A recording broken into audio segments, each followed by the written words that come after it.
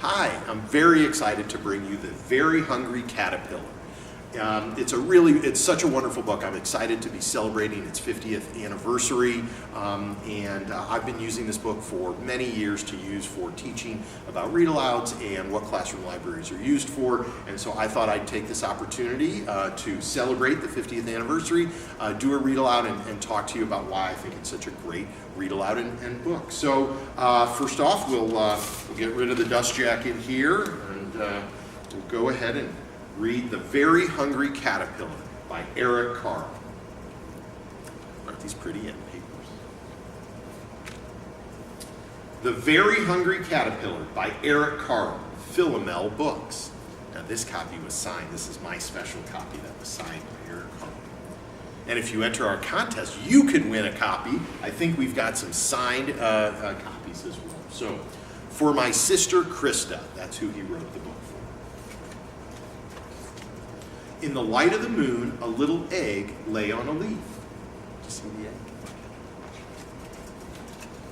One Sunday morning, the warm sun came up, and pop, out of the egg came a tiny and very hungry caterpillar. You see the caterpillar? He started to look for some food. On Monday, he ate through one apple, but he was still hungry. On Tuesday, he ate through 2 pears, but he was still hungry. On Wednesday, he ate through 3 plums, but he was still hungry. It's a really hungry caterpillar. On Thursday, he ate through 4 strawberries, but he was still hungry. And on Friday, he ate through 5 oranges, but he was still hungry. On Saturday, he ate through 1 piece of chocolate cake, 1 ice cream cone, 1 pickle, 1 slice of Swiss cheese, 1 slice of salami, 1 lollipop, 1 piece of cherry pie, 1 sausage, 1 cupcake, and 1 slice of watermelon. That night, he had a stomachache. I bet he did. The next day was Sunday again. The caterpillar ate through 1 nice green leaf, and after that, he felt much better. Now he wasn't hungry anymore, and he wasn't a little caterpillar anymore. He was a big, fat caterpillar. He built a small house called a cocoon, that's right, around himself. He stayed inside for more than 2 weeks. Then he nibbled a hole in the cocoon, pushed his way out, and he was a beautiful butterfly. The end.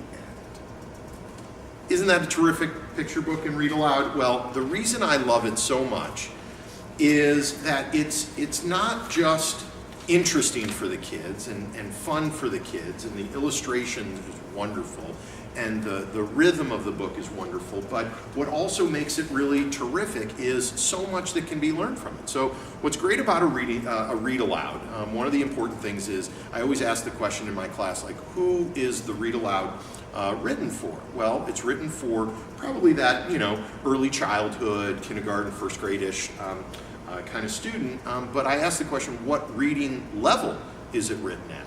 And they always say, oh, a kindergartner or early childhood, but actually we know it's the reading level of the teacher or the parent or the adult who's reading the book.